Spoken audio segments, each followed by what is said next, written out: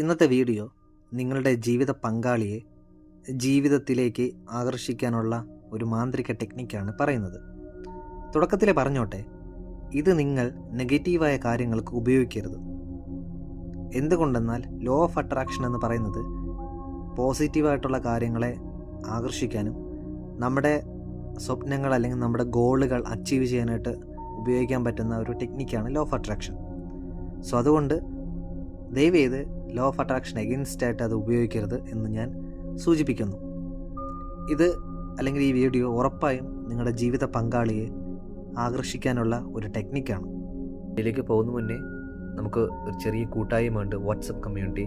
So നിങ്ങൾക്ക് അതിലായിട്ട് associate ചെയ്യാൻ താല്പര്യം ഉണ്ടെങ്കിൽ ഡിസ്ക്രിപ്ഷനിൽ കൊടുത്തിട്ടുള്ള വാട്സപ്പ് ലിങ്കിൽ ക്ലിക്ക് ചെയ്താൽ നിങ്ങൾക്ക് ഡയറക്റ്റായിട്ട് നമ്മുടെ കമ്മ്യൂണിറ്റിയിലേക്ക് അസോസിയേറ്റ് ചെയ്യാൻ സാധിക്കും. സോ നല്ലൊരു പോസിറ്റീവ് സർക്കിളാണ്.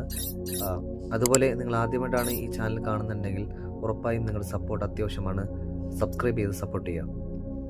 അതുപോലെ തന്നെ ശ്രദ്ധിക്കേണ്ട മറ്റൊരു കാര്യം, നിങ്ങൾക്ക് എപ്പോഴെങ്കിലും നിങ്ങളുടെ ജീവിതത്തിൽ ഏതെങ്കിലും രീതിയിൽ റിലേഷൻഷിപ്പായിട്ട് നിന്ന സമയത്ത് നിങ്ങൾക്ക് എന്തെങ്കിലും ഒരു വഞ്ചനയോ അല്ലെങ്കിൽ നിങ്ങൾ ആരെങ്കിലും വഞ്ചിച്ചിട്ടുണ്ടോ എങ്കിൽ, മീൻസ് നമ്മളെ നോർമലി നമുക്ക് പറയാൻ പറ്റുന്ന ഒരു വാക്കാണ് തേപ്പ് കിട്ടിയിട്ടുണ്ടെന്ന് പറയണത്. ചിലപ്പം ഒരു പുരുഷൻ സ്ത്രീയെ എന്ത് ചെയ്തിട്ടുണ്ടാവും, എന്തെങ്കിലും കാരണത്താൽ ഒരു പറഞ്ഞ വാക്ക് നമുക്ക് ഫുൾഫിൽ ചെയ്യാൻ സാധിച്ചിട്ടുണ്ടാവില്ല. അത് നേരെ തിരിച്ചുമാവും. സ്ത്രീക്ക് പുരുഷനോടും അവർ വളരെ ഇഷ്ടത്തിലായിരുന്നു, റിലേഷൻഷിപ്പിലായിരുന്നു, ബട്ട് അവർക്കത് പൂർത്തീകരിക്കാനായിട്ട് സാധിച്ചില്ല. ചില കാരണം കൊണ്ട് അവരുടെ ബ്രേക്കപ്പിലേക്ക് എന്ത് ചെയ്യേണ്ടി വന്നു. ആ ഒരു സാഹചര്യത്തിൽ അങ്ങനെ വല്ലതും നടന്നിട്ടുണ്ടെങ്കിൽ ക്ഷമ ചോദിക്കേണ്ടത് അത്യാവശ്യമാണ്. നേരിട്ട് ചോദിക്കണമെന്നില്ല, നേരിട്ട് ചോദിക്കാൻ പറ്റുമെങ്കിൽ നല്ല കാര്യം.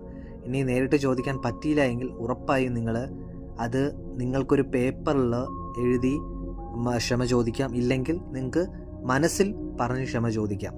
ഇനി പേപ്പറിൽ എഴുതി നിങ്ങളുടെ മനസ്സിൽ എത്രത്തോളം നിങ്ങളുടെ ശാന്തത വരുന്നുണ്ടോ അത്രത്തോളം ക്ഷമയോടെ എഴുതി നിങ്ങൾക്ക് എന്ത് ചെയ്യാം, അവരോട് ക്ഷമ ചോദിക്കാം. അതിനുശേഷം നിങ്ങൾക്ക് എന്ത് ചെയ്യാം, ആ ഒരു പേപ്പർ എഴുതിയത് കത്തിച്ച് കളയാം. ഓക്കെ, ഇങ്ങനെ എഴുതാം: അന്ന് ഞാൻ നിന്നോട് ചെയ്തത് ഞാൻ അറിഞ്ഞുകൊണ്ട് ചെയ്തതല്ല. ആ ഒരു സാഹചര്യത്തിൽ എനിക്ക് അങ്ങനെ ചെയ്യേണ്ടി വന്നു. അതുകൊണ്ട് നീ എന്നോട് ക്ഷമിക്കണം. എന്നോട് എൻ്റെ രീതിയിൽ നിൻ്റെ മനസ്സിൽ ഒരു ദേഷ്യമൊന്നും പാടില്ല എന്ന് ഞാൻ വിശ്വസിക്കുന്നു. എന്നോട് ക്ഷമിക്കുമെന്ന് വിശ്വസിക്കുന്നു.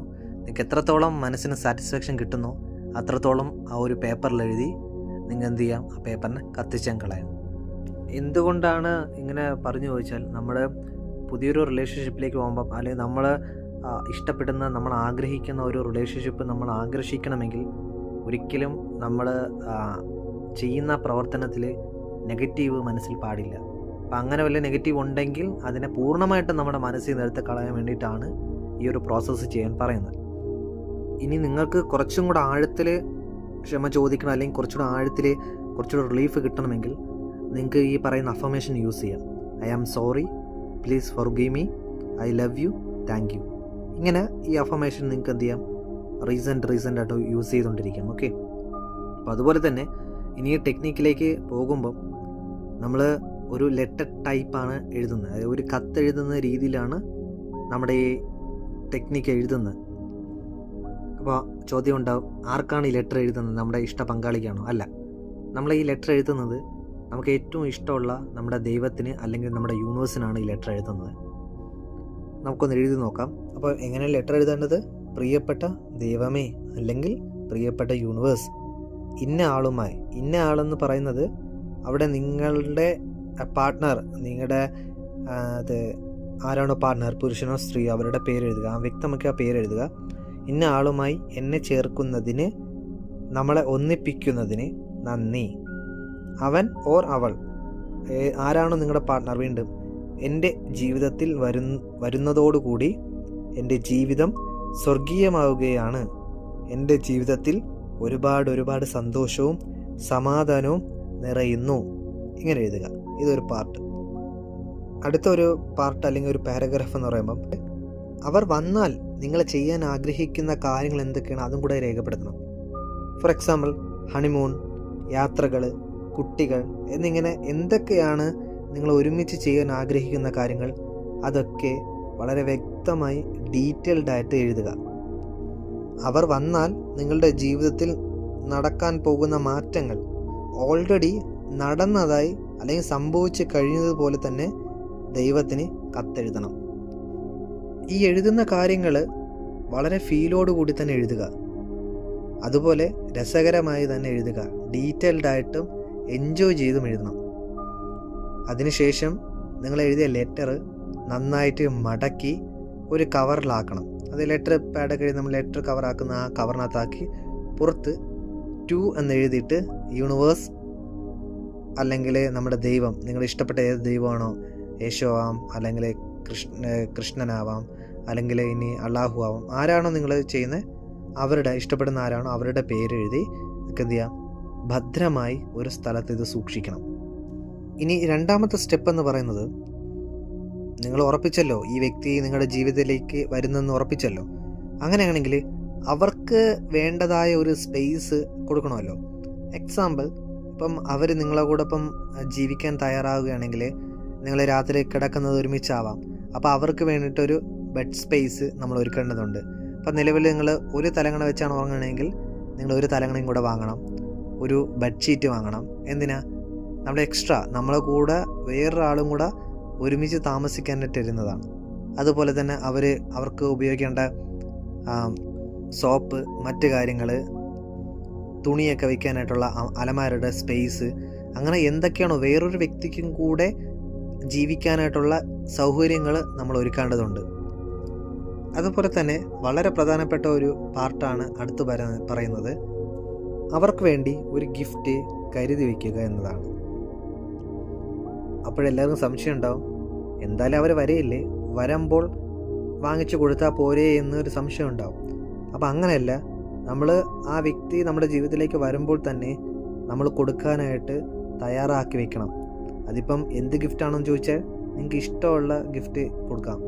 ഗോൾഡോ ഡയമണ്ടോ അല്ലെങ്കിൽ അങ്ങനെയല്ല, ഒരു മൊബൈൽ ഫോണോ അല്ലെങ്കിൽ ഒരു കുറച്ച് വസ്ത്രമോ, എന്താണോ നിങ്ങൾക്ക് അനുയോജ്യമായി തോന്നുന്നത് ആ വ്യക്തിക്ക് ഗിഫ്റ്റ് കൊടുക്കാനായിട്ട് എന്ത് ചെയ്യാം, തയ്യാറാവുക എന്നതാണ്. സൂചിപ്പിച്ചതുപോലെ വന്നിട്ട് നമ്മൾ ഒന്ന് നോക്കി അവർക്ക് ഇഷ്ടമുള്ളത് വാങ്ങിച്ചു കൊടുത്താൽ പോരെ എന്ന് ഒരു സംശയം ചോദിക്കും. അപ്പം നമുക്ക് പോലും എന്ത് ചെയ്യുന്നില്ല, ഒരു വിശ്വാസം ഇല്ല അവർ വരുമെന്ന്. വന്നിട്ട് കൊടുത്താൽ പോരെ എന്ന്. അപ്പോൾ ലോ ഓഫ് അട്രാക്ഷനിൽ നമ്മൾ 100% വിശ്വസിക്കണം, അത് നമുക്ക് കിട്ടും അല്ലെങ്കിൽ നമുക്ക് ലഭിക്കാൻ പോകുന്നുവെന്ന് വിശ്വസിക്കുക എന്നതാണ്. അപ്പം ഇവിടെ നമ്മൾ അതുപോലെ തന്നെ ഒരു സംശയവും നമുക്ക് മുന്നിൽ വെക്കേണ്ടതില്ല. നമുക്ക് എന്താണോ നേടാൻ ആഗ്രഹിക്കുന്നത് അല്ലെങ്കിൽ വേണ്ടത്, അത് ഓൾറെഡി നമ്മൾ യൂണിവേഴ്സിലേക്ക് കമൻ്റായിട്ട് കൊടുത്തിട്ടുണ്ട്. ഉറപ്പായിട്ട് അത് നമുക്ക് ലഭിക്കുകയും ചെയ്യും. അപ്പോൾ നമ്മൾ ഒരു ഗിഫ്റ്റ് വാങ്ങിച്ചു വെക്കുന്നതിന് നമുക്കൊരു നഷ്ടം തന്നെ ഇല്ല. ഇത്രയും കാര്യങ്ങൾ ചെയ്തതിന് ശേഷം ലെറ്റ് ഇറ്റ് ഗോ ചെയ്യുക എന്നതാണ്. ലെറ്റ് ഇറ്റ് ഗോ എന്ന് പറഞ്ഞു കഴിഞ്ഞാൽ ഒട്ടുമിക്ക ആൾക്കാർക്കും അറിയാം, ലെറ്റ് ഇറ്റ് ഗോ ഒരു വലിയ ടോപ്പിക്കാണ്. അപ്പോൾ ഉറപ്പായിട്ട് നമ്മൾ ഈ ചാനലിൽ ലെറ്റ് ഇറ്റ് ഗോ എന്താണെന്ന് വളരെ വ്യക്തമായി വീഡിയോ ഇടുന്നതാവും. ഏതായാലും നിങ്ങൾ എന്താണോ ഏറ്റവും കൂടുതൽ താല്പര്യമായിട്ട് ചെയ്യുന്ന കാര്യം അതങ്ങോട്ട് ചെയ്യുക എന്നതാണ്. അല്ലെങ്കിൽ നിങ്ങൾ എന്ത് ജോലിയാണ് ചെയ്തുകൊണ്ടിരുന്നത് ആ ജോലി കണ്ടിന്യൂ ആയിട്ട് ചെയ്യുക. അല്ലെങ്കിൽ അത് എന്താണോ, അത് സ്പെസിഫിക് ആയിട്ടൊന്നും പറയുന്നില്ല എന്താണ് ചെയ്യേണ്ടതെന്ന്. നിങ്ങൾക്ക് എന്താണ് തോന്നുന്നത് അതങ്ങ് ചെയ്യുക. കാര്യം എന്താണെന്ന് ചോദിച്ചു കഴിഞ്ഞാൽ, ഈ രാത്രി കിടക്കുമ്പോഴാണ് നമുക്ക് കൂടുതൽ നെഗറ്റീവ്സ് ഒക്കെ മനസ്സിലേക്ക് വരുന്നത്. എന്താണ് വരാത്തത്, എന്താണ് ഇത് നടക്കാത്തത്, ഇത് നടക്കുമോ, ഇങ്ങനെ ഒരുപാട് നെഗറ്റീവ്സ് വരും. അപ്പോൾ ആ നെഗറ്റീവ്സ് വരാൻ പാടില്ല. അപ്പം നെഗറ്റീവ്സ് വരും തോറും നമ്മൾ എന്താണോ വിശ്വസിക്കുന്നത് അത് നമുക്ക് നേടിയെടുക്കാനായിട്ട് സാധിക്കത്തില്ല. എപ്പോഴും പറയേണ്ടത് I am so happy, I am love, I am so happy, I am love എന്നെപ്പോഴും അഫർമേഷൻസ് കൊടുത്തുകൊണ്ടിരിക്കുക. അപ്പോൾ ലോ ഓഫ് അട്രാക്ഷനിൽ നമ്മുടെ ആഗ്രഹങ്ങൾ നടക്കണമെങ്കിൽ നമ്മളെപ്പോഴും ഹയർ വൈബ്രേഷൻ കീപ്പ് ചെയ്തേ മതിയാവും. നല്ല പോസിറ്റീവായിട്ട് തന്നെ എപ്പോഴും നമ്മൾ നിന്നാൽ മതിയാകത്തുള്ളൂ.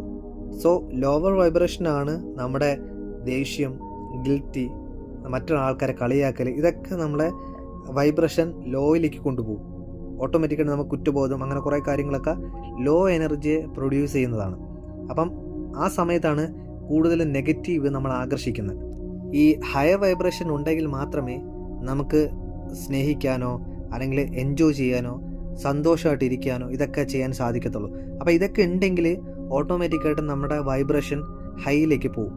നല്ല ഹൈ വൈബ്രേഷൻ ആയിരിക്കും നമുക്ക് കിട്ടുന്നത്. ഓർക്കുക, നമ്മൾ എന്താണോ കൊടുക്കുന്നത് അതായിരിക്കും നമുക്ക് കിട്ടുന്നത്.